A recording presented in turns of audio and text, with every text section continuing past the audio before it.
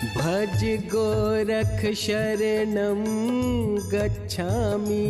भज गोरख शरणं गच्छामि। प्यारे मित्रों प्रणाम। ओम श्री गुरुवे नमः। गोरख गीता समर्थ गुरु द्वारा रचित एक अद्भुत ग्रंथ है जो गुरु गोरखनाथ जी के बहुत ही अद्भुत रहस्यों को उजागर करता है, सरल और काव्यात्मक ढंग से हमारे सामने प्रस्तुत करता है।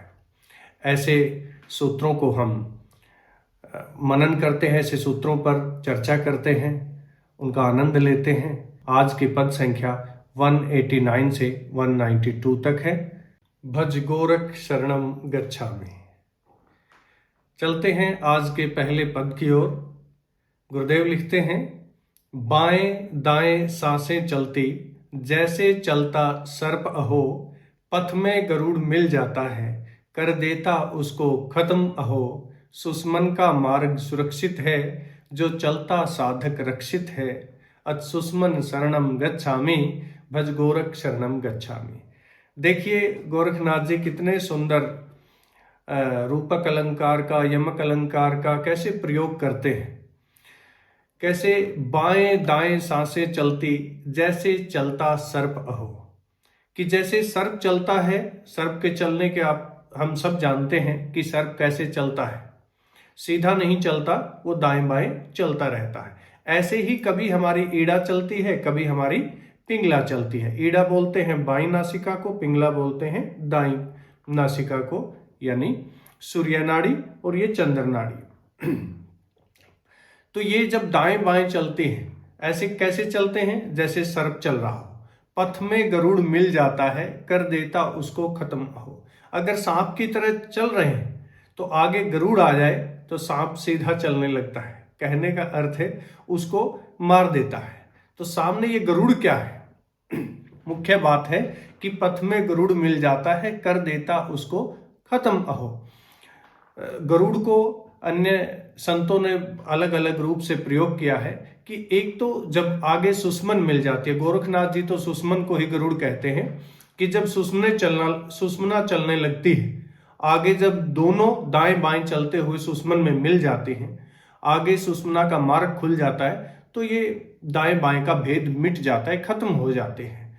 कहीं पर अन्य संतों ने काल भी कहा है कि दाएं बाएं में अगर हमारी नाड़ियां चलती रही तो जल्दी काल पकड़ लेता है, हमें जल्दी मृत्यु हो जाती है। और जब सुषुम्ना बहती है, हमारी प्राण ऊर्जा ऊर्ध्वगामी हो जाती है, तो हम दीर्घायु हो जाते हैं, हम अमृत की ओर चलते हैं। इसलिए कहते हैं सुषुम्ना का मार्ग सुरक्षित है, जो चलता साधक रक्षित है। सुषुम्ना के मार्ग चलना चाहिए, वहां कोई काल नहीं मिलेगा, कोई गरुड़ नहीं मिलेगा। इसलिए सुषुम्ना का मार्ग सुरक्षित है, जो चलता साधक रक्षित है। वहां सुरक्षित चलता है, वहां स्वतः रक्षा हो जाती है जो सुषुम्ना के मार्ग से चलता है, वहां आगे कोई गरुड़ नहीं मिलता। अत सुस्मन शरणम गच्छामि, भज गोरख शरणम गच्छामि। गोरखनाथ जी अन्यत्र नाथवाणी में कहते हैं, ईड़ा पिंगला सर्प सम, डसै सकल संसार, सुषुम्ना गरुड़ समान है, राखै साधक पार। कीड़ा और पिंगला को क्या कहा कि ये तो सांप की तरह है, अगर दाएं चल रही है बाएं चल रही है, ये हमें डसै सकल संसार, कि जैसे पूरे संसार को डस रही है। लोग दाएं या बाएं में ही उलझे हैं और इसी में पूरा संसार भटका हुआ है। वो अपनी ऊर्जा को सहस्त्रार पर नाद बिंदु पर नहीं ले जाता, इसलिए डसै सकल संसार, ये दाएं बाएं में ही उलझ कर रह जाती है। ज्यादा से ज्यादा आगे चक्र तक हमारी ऊर्जा जाती है। सुषुम्ना गरुड़ समान है, राखे साधक पार। और सुषुम्ना क्या है कि इन दोनों को सीधा कर देती है। सुषुम्ना इनको गरुड़ के समान है, सीधा कर देती है दाएं बाएं को, जो साधक को पार ले जाती है, यानी कि नाद बिंदु तक हमारी ऊर्जा को ले जाती है। अन्यत्र नाथवाणी में कहा गया है, जो बीच नाड़ी चल पड़ा, ताका काल न खाए। देखिए ये गरुड़ को काल भी कहा है यहां पर अन्य नाथ ने, कि जो बीच नाड़ी चल पड़ा, ताका काल न खाए, गोरख कहे रक्षित पंथ, जहां प्राण ठहराए। कि जो बीच नाड़ी चल पड़ा, जो सुषुम्ना के रास्ते चल पड़ा, वहां उसको काल नहीं खा सकता, यानी वो काल के परे है। जो अपनी सुषुम्ना के मार्ग से अपनी ऊर्जा को नाद बिंदु पर ले जाना सीख जाता है, वो अमृत तत्व को जान लेता है। गोरख कहे रक्षित पंथ, यही सबसे सुरक्षित रास्ता है जहां प्राण ठहराए। जिसने अपने प्राणों को सुषुम्ना में ठहरा लिया, ये सबसे सुरक्षित रास्ता है, यहां काल नहीं खा सकता। कबीर साहब कहते हैं, काल जाल सब सर्प हैं, मन उनका विषधार, राम नाम गरुड़ भयो, काटे सब अंधकार।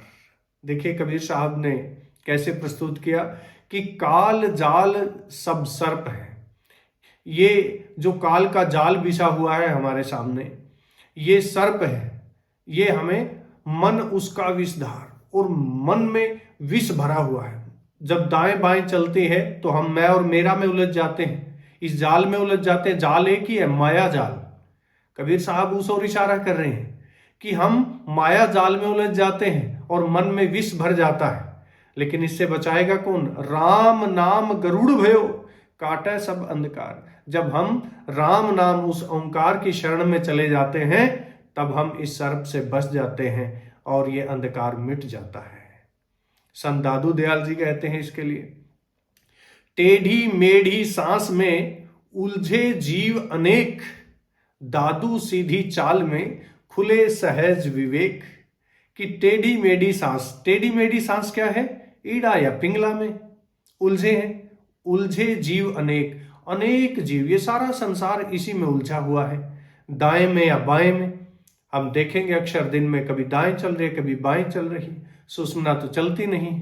सुषुम्ना का विज्ञान तो संत जानते हैं कैसे चलाना है, जो अजपा सिद्ध योग में समर्थ गुरु हमें सिखा रहे हैं, विज्ञान दे रहे हैं कि कैसे टेढ़ी मेढ़ी सांस से बचना है। दादू सीधी चाल में, कि जो सीधी चाल सीख गया, खुले सहज विवेक, उसी में विवेक उत्पन्न होता है। जब सुषुम्ना जागृत हो जाती है या हमारी सांसें सीधी चलने लगती हैं, तो सुषुम्ना से जब प्राण बहने लगते हैं तो विवेक का जन्म होता है। विवेक का जन्म होता है, वहीं पर सब द्वार खुलते हैं। सरहप्पा हुए हैं महासिद्ध, उनको कहा जाता है। वो कहते हैं, द्वैत नाड़ी जब छूटती, मध्य पंथ उजियार, सरह कहे निर्भय वही, जो चले निराधार। देखिए कितनी प्यारी बात कही। द्वैत नाड़ी जब छूटती, द्वैत कौन सी? ईड़ा और पिंगला। जब ये दोनों से आप मुक्त होकर मध्य पंथ उजियार, कि मध्य पंथ में उजाला है, वो उजियार है, आप इस द्वैत को छोड़ दीजिए, ईड़ा और पिंगला को, मध्य पंथ को अपनाइए। सुषुम्ना में अपने प्राणों को बहने दें, और जब वहां बहने देंगे, सरह कहे निर्भय वही, वहां से सारे भय समाप्त हो जाते हैं, जो चले निराधार। वो निराधार कहां तक जाते? निराकार में, जो हमें निराकार तक ले जाते हैं, सारे भय मिट जाते हैं। सहजो भाई कहते हैं इसके लिए, आगे पीछे डर बहुत, बीच न कोई डर, सहजो सुषुम्ना चाल में, मिटे जन्म का भर। कि आगे पीछे डर बहुत है, बीच न कोई डर, ना तो ज्यादा आगे चलने में, यानी कि ईड़ा की बात हो रही है, पीछे यानी कि सूर्य नाड़ी की बात हो रही है, पिंगला की बात हो रही है, आगे पीछे ये चलने में डर ही डर है। बीच न कोई डर, जब हमारी प्राण ऊर्जा मध्य से चलती है, तब कोई डर नहीं है। निर्भय की बात जैसे सरहप्पा कह रहे थे, ऐसे ही सहजो बाई कह रही हैं कि बीच न कोई डर। जब सुषुम्ना में प्राण बहते हैं, यहां कोई भय नहीं बसता। सहजो सुषुम्ना चाल में, जब हम सुषुम्ना के माध्यम से चलते हैं, मिटे जन्म का भार, यानी कि जन्मों का भार मिट जाता है, हम मुक्त हो जाते हैं जैसे ही सुषुम्ना में प्राण बहने लगते हैं। चलते हैं अगले पद की ओर। आत्मज्ञान सा गुरु नहीं है, शांत चित्त सा मिले न चेला, मन जैसा मिलता न साथी, चलते गोरख सिद्ध अकेला। एकांत वास करना सीखो, घट में भीतर जीना सीखो, एकांतम शरणम गच्छामि, भज गोरख शरणम गच्छामि। आत्मज्ञान सा गुरु नहीं है, शांत चित्त सा मिले न चेला। आत्मज्ञान सा गुरु नहीं है, यानी गुरु का कार्य क्या है? हमें बताना कि हम देह नहीं हैं, हम आत्मा है। अपने असली स्वरूप से परिचित करवाना गुरु का काम है। गुरु क्या करवाते हैं? हमें अपने असली स्वरूप से परिचय करवाते हैं कि हम निराकार हैं, हम आत्मा हैं। जैसे ही हम परिचित होते हैं, सारी चाह मिट जाती है, चिंता मिट जाती है। शांत चित सा मिले न चेला, चित शांत हो जाता है, शिष्यत्व का जन्म हो जाता है हमारे भीतर। जब गुरु हमारी सारी चिंताएं मिटा देते हैं, असली स्वरूप से परिचित करवा देते हैं, तो सारी चिंताएं मिटकर हम शहंशाह की तरह हो जाते हैं।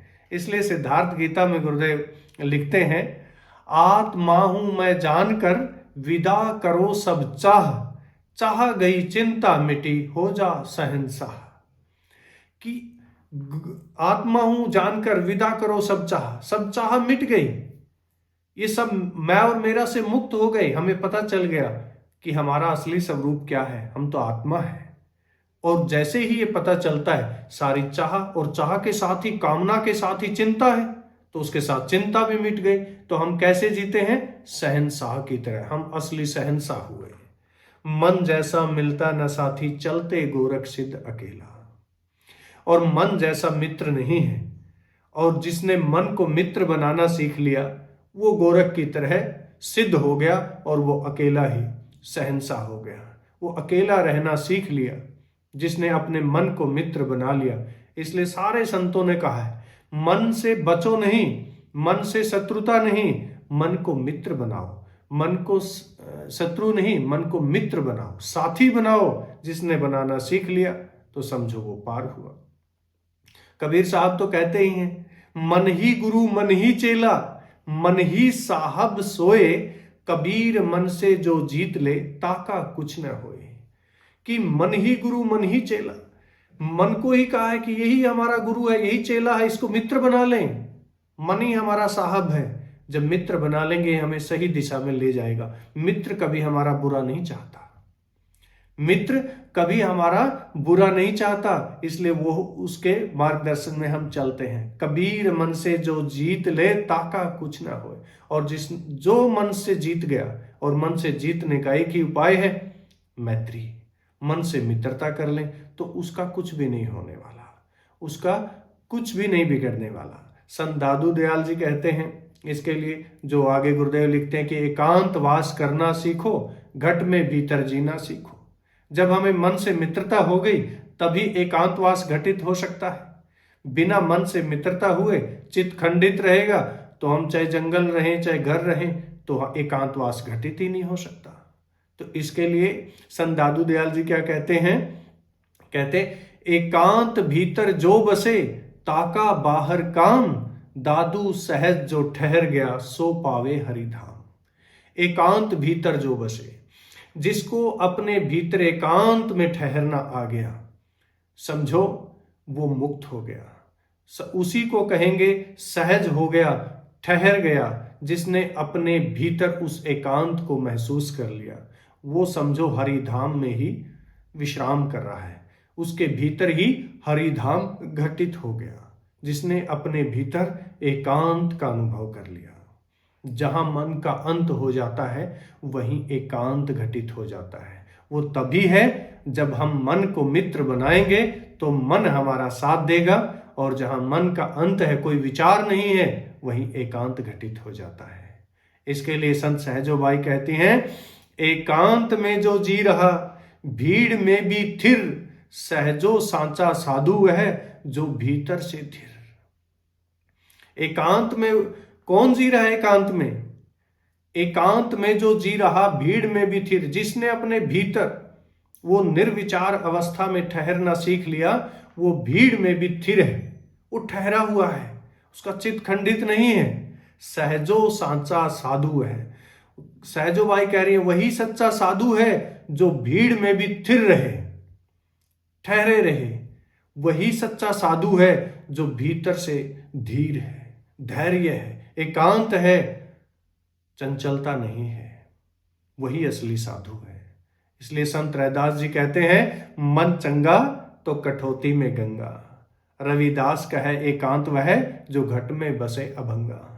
कि मन चंगा, यदि हमारा मन चंगा है, मन मित्र है, मन सुंदर है तो हमारे भीतर ही गंगा बह रही है, उसमें हम गोता लगा सकते हैं। और कह रहे हैं संत रविदास जी के, एकांत तो वह है जो अपने भीतर ही अभंग है, हमारा चित्त भंग नहीं है, खंडित नहीं है, अभंग की स्थिति में है, तो हम वहीं एकांत अनुभव कर रहे हैं। इसलिए संत सरहप्पा कहते हैं, न वन न घर न बीच में जहां मन थिर जाए, सरह कहे वही एकांत जहां द्वैत मिट जाए। देखिए कितनी गहरी बात कही है। एकांत को लेकर एकांत की परिभाषा क्या दी है, न वन न घर न बीच में जहां मन थिर जाए, सरह कहे वही एकांत जहां द्वैत मिट जाए। कि ना तो आपको वन में जाने की जरूरत, ना घर में ना बीच में, कि वहां पर मन ठहरेगा, नहीं, जहां मन थिर जाए।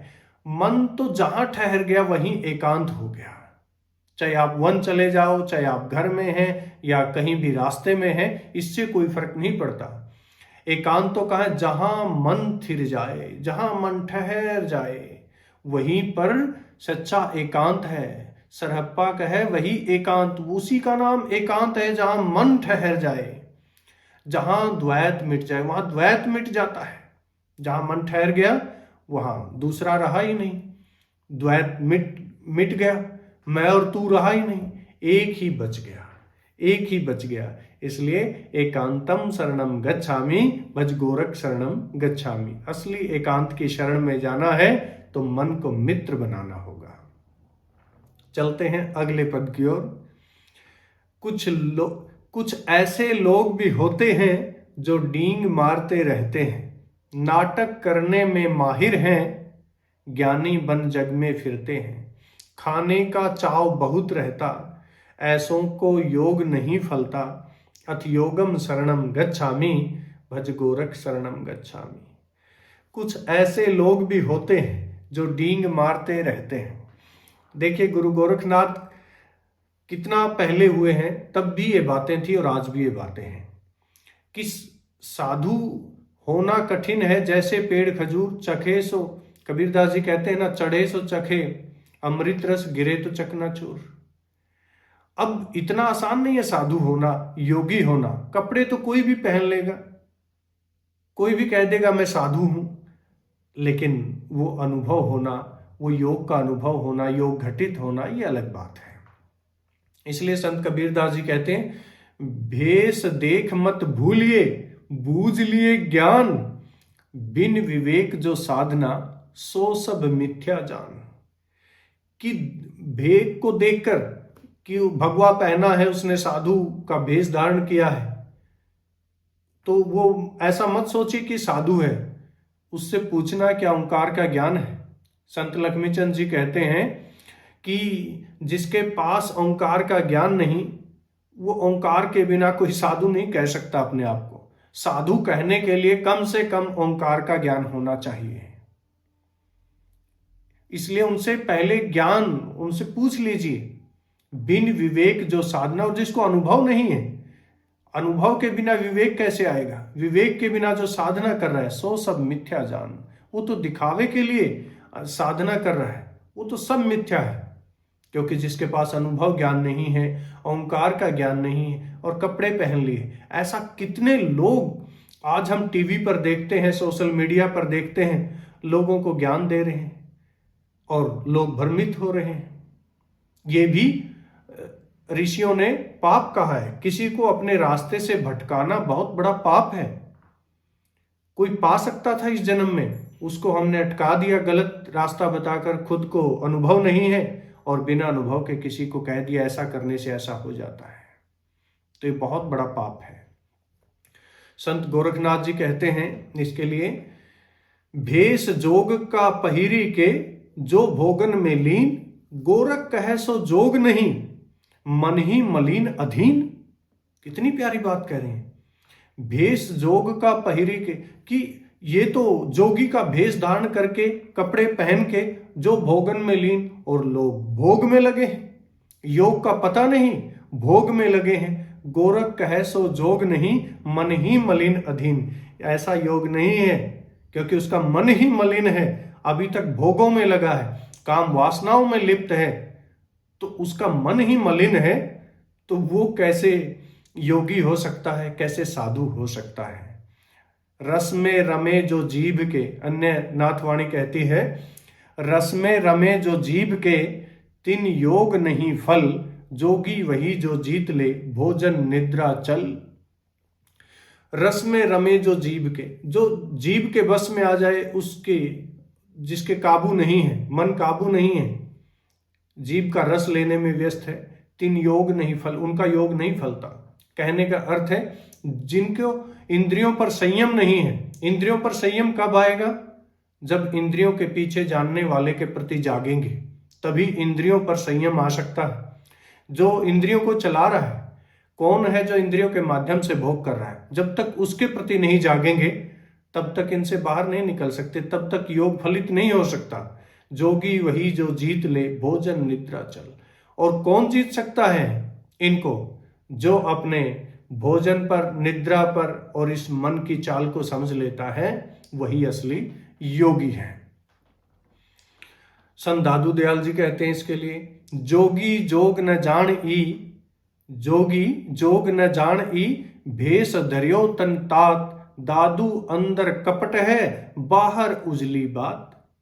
जोगी जोग न जानी, कि जोगी बन गए लेकिन योग जानते नहीं क्या है, कैसे आत्मा से जुड़कर जीना है। भेष धरियो तन तात, और तन पर भेष धारण कर लिया हमने कि मैं तो बड़ा साधु हूं। दादू अंतर कपट है, उसके भीतर कभी कपट समाप्त नहीं हो सकता। बाहर उजली बात, और बाहर बड़ी बड़ी बातें करते हैं। आज कितने बड़े बड़े नाम हैं, उनके लाखों करोड़ों फॉलोअर हैं, और हम आप सब भी बहुत साधुओं के पास गए होंगे, मैं भी बहुत लोगों के पास गया हूं, लेकिन वो अनुभव वाली बात नहीं, बस वही आगे से आगे हैं कि ऐसा वेदों में लिखा है, ऐसा वो कहा है, ऐसा मंत्र करने से ये हो जाएगा, वहीं तक बात अटक गई है।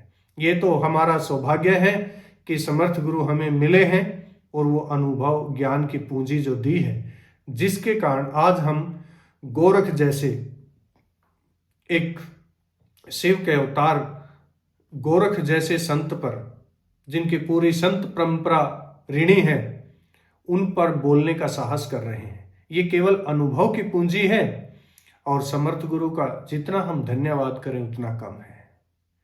इसलिए इसके लिए मन शुद्ध होना जरूरी है, अनुभव होना जरूरी है। संत रैदास जी कहते हैं, मन शुद्ध बिन साधना, सब ढोंग व्यवहार, रविदास सांचा जोग वह, जहां न भोग विकार। मन शुद्ध बिन साध, मन शुद्ध नहीं हुआ और चले साधना का ढोंग करने के लिए। रविदास जी कह रहे हैं ये सच्चा योग नहीं है। जहां भोग और विकार आपके जीवन में है, बिना स्वयं को जाने हुए ही आप बस भोग और विकृतियों में, विकारों में लगे हुए हैं, तो ये योग नहीं है। इसलिए बाहर से मत देखकर आप सोचिए कि ये साधु है, कपड़े पहन लिए तो ये साधु है। नहीं, साधु ज्ञान से होता है। सरहप्पा कहते हैं, बाहर जोगी भीतर रोगी, ऐसा बहुत संसार, सरह कहे सहज न जगे, तब मिथ्या आचार। कि बाहर सोगी भीतर रोगी, कितनी गजब की बात कह रहे हैं कि बाहर से तो लग रहे हैं बड़े शानदार योगी हैं, लेकिन भीतर से रोगी हैं। रोगी का अर्थ है मनोरोग है। कितने मानसिक विक्षिप्त लोग अपने आप को वेदांत का ज्ञानी और पता नहीं क्या क्या कहकर पुकारते हैं स्वयं को, और भीतर से रोगी है। ऐसा बहुत संसार, ऐसे संसार में बहुत लोग मिल जाएंगे। सरहप्पा कहे सहज न जगे, तब तक मिथ्या आचार। जब तक भीतर उस सहज को, उस परमात्मा को, उस आत्मा को नहीं जानते, उस ब्रह्म को नहीं जानते, तब तक ये बाहर आपका आचरण झूठा है। झूठा है तब तक आप योगी नहीं कहे जा सकते। जब तक आप भीतर का रोग, भीतर के रोग क्या है? काम है, क्रोध है, लोभ है, मोह है, ईर्ष्या है, द्वेष है। इनसे बड़ा क्या रोग होगा? बाहर जोगी भीतर रोगी। कि भीतर के रोग जब तक समाप्त नहीं होंगे, और उनको समाप्त करने के लिए पूरे गुरु के पास जाना पड़ता है। पूरे गुरु के पास जाना पड़ता है, वो बताते हैं ये रोग कैसे ठीक होंगे, उनके पास दवा है। तो चलते हैं आज के अंतिम पद की ओर। ऊर्जा से होता भोग और ऊर्जा से फलता योग अहो। ऊर्जा से जीवन चलता है, मिट जाते हैं सब रोग अहो। होता ऊर्जा का ज्ञान जिसे, जानो नर में भगवान उसे। अथ ऊर्जा शरणम गच्छामि, भज गोरख शरणम गच्छामि। देखिए, ऊर्जा पर गुरु गोरखनाथ जी ने सबसे ज्यादा जोर दिया है, ऊर्जा पर। आज हम इस ऊर्जा के विज्ञान को उपनिषद के ऋषियों से समझते हैं, जानते हैं। ये प्राण का विज्ञान क्या है, इसको समझना बहुत जरूरी है कि प्राण क्या है, कहां से आते हैं, कैसे काम करते हैं। ये प्राण क्या है, ये ऊर्जा क्या है, प्राणों में ऊर्जा कहां से आई, ये सब विज्ञान आज जानेंगे। गोरखनाथ जी कहते हैं, पिंड भीतर ब्रह्म है, ब्रह्म भीतर प्राण, जो जाने इस भेद को सोई योगी महान। कि इस पिंड के भीतर ब्रह्म है। इस पिंड किसको बोल रहे हैं, शरीर को। इसके भीतर ब्रह्म है, परमात्मा है, ब्रह्म भीतर प्राण, और वो हमारी आत्मा है जो ब्रह्म है भीतर आत्मा के रूप में। तो उसी के भीतर प्राण है। जो जाने इस भेद को सोई योगी महान। जो इस भेद को जानता है कि उसके भीतर प्राण कैसे हैं, उसी को असली योगी, उसी को महान योगी कहा जा सकता है।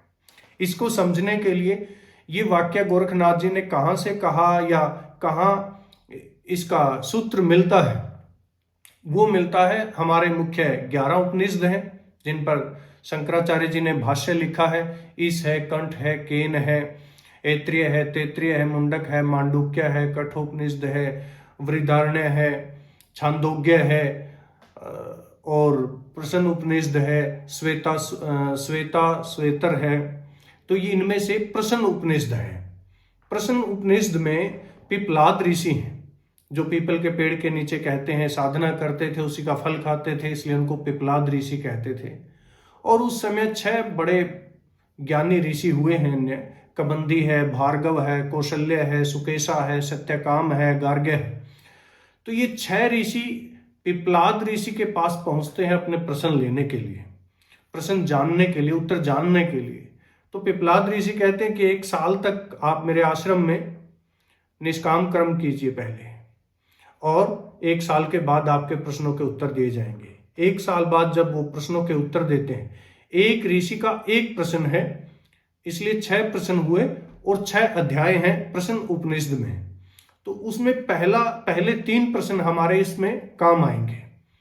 पहला ही वो पूछते हैं, जो कबंदी ऋषि हैं, वो पूछते हैं कि हे गुरुवर, ये सृष्टि कैसे बनी, ये संसार कैसे पैदा हुआ। बड़ा अद्भुत था। तो वो बड़ी साधारण भाषा में उत्तर देते हैं कि सृष्टि 2 चीजों से मिलकर बनी, प्राण और रई से उत्पन्न हुई। जैसे सांख्य योग में हमने जाना था कि कैसे पुरुष और प्रकृति से मिलकर इस सृष्टि पैदा हुई। तो ये कह रहे हैं प्राण और रई से। प्राण क्या है, प्राण तो हम कह सकते हैं कि ये तो ऊर्जा है, क्रियाशील शक्ति है परमात्मा की। परमात्मा की क्रियाशील शक्ति है प्राण, और रई है जिसमें सारे पदार्थ आ गए, सब आकार आ गया। किन दोनों से मिलकर ये उत्पत्ति हुई है, जिसमें सूरज है, चांद है, वर्षा है, अन्न पैदा हो रहा है, जीवन का आधार है, सब कुछ इसी में आ गया। इनसे मिलकर बना है प्राण और रई से। प्राण बिना कुछ भी जीवित नहीं रह सकता। तो फिर दूसरे ऋषि ने कहा, फिर ये शरीर को चला कौन रहा है। जो दूसरे ऋषि थे भार्गव, वो कहते हैं कि गुरुवर फिर ये बताइए, शरीर को कौन चलाता है, परमात्मा चलाता है या प्राण चलाता है। ये इंद्रियां कैसे काम करती हैं, ये आंख, कान, मन, ये कैसे, इनमें कौन श्रेष्ठ है। तो वो एक कहानी सुनाते हैं कि एक बार इनमें सब में, आंख, कान, ये इंद्रियों में, इनमें चीजों में, मन में, सब में एक बार आपस में चर्चा होती है कि मैं श्रेष्ठ हूं, मैं श्रेष्ठ हूं। लेकिन सभी ने कहा कि आंख बंद कर लो, फिर भी जिंदा है। मन शांत हो गया, फिर भी जिंदा है। कानों ने सुनना बंद कर दिया, फिर भी जिंदा है। लेकिन तब प्राण निकलने लगे। प्राण निकलने लगे तो सारी इंद्रियां सिकुड़ने लगी। तब कहा ठहर जाओ, हम समझ गए आप श्रेष्ठ हैं। तो सब इंद्रियां अपने अपने काम का दावा कर रही थी कि हम श्रेष्ठ हैं। तो तब जब प्राण चलने लगा तब सब निष्क्रिय होने लगी, तो उनमें प्राण ही सबसे श्रेष्ठ साबित हुआ। वो एक कहानी के माध्यम से कहते हैं। ब्रह्मसूत्र में भी दूसरे अध्याय के 18वें श्लोक में भी यही बात कही गई है कि इंद्रियों से प्राण श्रेष्ठ है। प्राण हमारी आत्मा की क्रियाशील शक्ति है। और गुरुदेव भी, समर्थ गुरु भी भावानुवाद में लिखते हैं इस श्लोक के कि प्राण और इंद्रियों में बहुत भेद है, निश्चय ही प्राण इंद्रियों से श्रेष्ठ है। कि इनमें तो बहुत भेद है, इन इंद्रियों के पीछे ऊर्जा कहां से मिल रही है। जैसे लाइट है हमारे घर में, लाइट तो जलती हुई दिख रही है, इनके पीछे वो बिजली हमें क्या दिखाई देती है। हीटर चलता है, वो तो हीटर से जो गर्मी मिलती है वो तो महसूस करते हैं। एसी चलता है, ठंडक महसूस करते हैं, क्या बिजली दिखाई देती है। इसलिए ये इंद्रियां तो काम कर रही हैं, इनके पीछे कौन है। तो आत्मा है, आत्मा की क्रियाशील शक्ति को प्राण कहते हैं पिपलाद ऋषि, और उससे आगे वो इंद्रियां और फिर शरीर, ये सब कुछ चला रहे हैं। इसमें आगे चलकर 16 कला भी इन्हीं में से निकलती हैं, वो बताते हैं, अन्य कभी उसमें चर्चा करेंगे। कि आत्मा है, उसी की क्रियाशील शक्ति प्राण है, इंद्रियां है, शरीर है। तो वो कौशल्य ऋषि फिर कहते हैं कि ये प्राण की उत्पत्ति और कैसे हुई, ये गति क्या है इसकी, हे गुरुवर बताइए। प्राण की उत्पत्ति तीसरे प्रश्न में वो कौशल्य ऋषि पूछते हैं कि प्राण की उत्पत्ति हुई कैसे। तो वो सामान्य कहते हैं कि भाई प्राण आत्मा से उत्पन्न होता है हमारे भीतर। जैसे बाहर परमात्मा से प्राण शक्ति है, इस आकाश परमात्मा है, इसमें शक्ति क्या है, उसकी क्रियाशील शक्ति प्राण है। ऐसे ही हमारी आत्मा की क्रियाशील शक्ति प्राण है। प्राण आत्मा की कार्यशील या क्रियाशील शक्ति कह सकते हैं। यह शरीर में 5 रूपों में है। कि कैसे डॉक्टर तो ऑर्गन के हिसाब से बांटते हैं अपने शरीर को, लेकिन आयुर्वेद प्राणों के रूप में बांटता है। प्राण है, अपान है, समान है, उदान है, व्यान है, कि 5 प्राण शरीर में काम करते हैं। कि प्राण मुख्य श्वास लेने का काम करता है हमारे शरीर में, हमारे फेफड़ों को स्वस्थ रखता है। अपान है, नीचे सारे अपशिष्ट पदार्थों को निकालने का, नाभि से नीचे का काम संभालता है। समान है, हमारे डाइजेशन का काम संभालता है। उदान है, हमारे गले में बोलने का, ये सब रखता है। और सबसे मुख्य काम उदान का क्या है, जब मृत्यु होती है हमारी आत्मा को, उदान प्राण ही लेकर चलता है कर्मों के आधार पर आगे कौन से शरीर में प्रवेश करवाना है। ये उदान प्राण ही काम करता है। और व्यान है, पूरे शरीर को चला रहा है, पूरे शरीर में व्याप्त है, करता है, जो शरीर को चला रहा है। इसलिए ये हमारी सारी इंद्रियां, पूरा शरीर इसी से चल रहा है। जो ऊर्जा की बात हो रही थी, जो ऊर्जा से होता भोग, ऊर्जा से फलता योग अहो। ऊर्जा से ही हम भोग कर रहे हैं। हमारी इस भोग के पीछे कौन है, प्राण शक्ति है इंद्रियों के पीछे। और इसी ऊर्जा को जो भोग में लगा रहे थे, इसी ऊर्जा को जैसे कुंडलनी सिद्धि के माध्यम से, अजपा सिद्ध योग के माध्यम से, जब इसी ऊर्जा को नाद बिंदु पर ले आते हैं तो योग घटित हो जाता है। ऊर्जा से जीवन चलता है, इसी ऊर्जा से हमारा जीवन चल रहा है। 5 प्राण के माध्यम से ही हमारा जीवन चल रहा है, क्योंकि आत्मा तो निर्गुण है। लेकिन हमारे प्राण जब इस शरीर को 5 भागों में बांटकर इस शरीर को चला रहे हैं, मिट जाते हैं सब रोग अहो। इसलिए देखा होगा आपने, होम्योपैथी में, आयुर्वेद में, इनमें प्राणिक शरीर को, प्राणिक ऊर्जा को बढ़ाने की दवा दी जाती है। और प्राण शरीर, जिसकी प्राण ऊर्जा संतुलित हो गई, वो स्वस्थ हो गया, सारे रोग समाप्त हो जाते हैं। होता ऊर्जा का ज्ञान जिसे, और जिसको इस विज्ञान का पता है, पिपलादी ऋषि के इस विज्ञान का पता है, हमारे उपनिषदों के ऋषियों का ये विज्ञान जिसको पता चल गया, जानो नर में भगवान उसे, वो इस नर के शरीर में भी भगवान हो गया। इन सबको, इस विज्ञान को जानने वाला हो गया, उसको बुद्ध कहा जा सकता है। अथ ऊर्जा शरणम गच्छामि भज गोरख शरणम गच्छामि। इसलिए ऊर्जा की शरण में चलते हैं हम, अपनी ऊर्जा को भोग से योग की यात्रा पर लेकर चलते हैं। भज गोरख शरणम गच्छामि।